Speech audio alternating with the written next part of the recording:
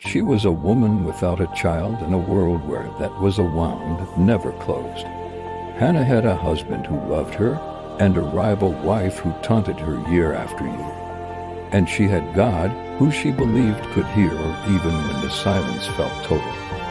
One year at the tabernacle in Shiloh, she prayed with such desperate, silent anguish that the priest Eli thought she was drunk. He rebuked her. She explained herself, her grief, her plea, her vow. If God gave her a son, she would give him back to God. God remembered Hannah. She conceived and gave birth to a son. She called him Samuel, heard by God. And when he was weaned, she brought him to the tabernacle and left him there in the care of Eli, as she had promised. Samuel grew up in the house of God. He slept near the ark of the covenant. He learned to serve at the altar.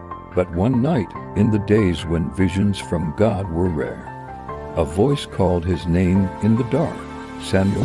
He ran to Eli. Here I am. Eli had not called back to bed. The voice came again and again. 3 times Samuel ran to Eli. On the 3rd time, Eli understood. Go back and lie down. If he calls you again, say, Speak, Lord, for your servant is listening.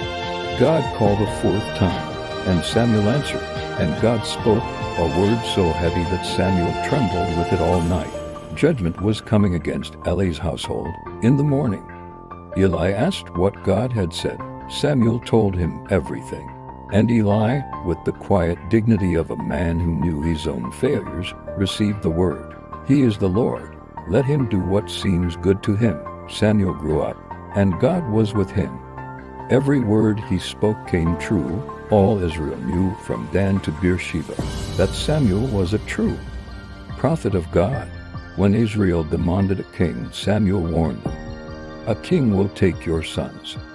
He will take your daughters. He will take your land and your grain and your cattle.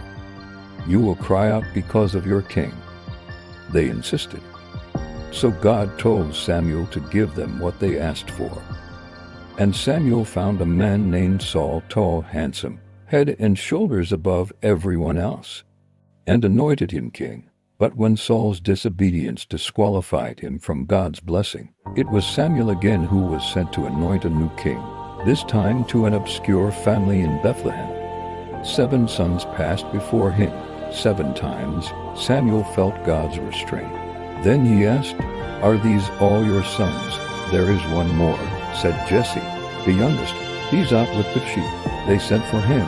A ruddy, bright-eyed shepherd boy walked in from the field. And God said to Samuel, This is the one.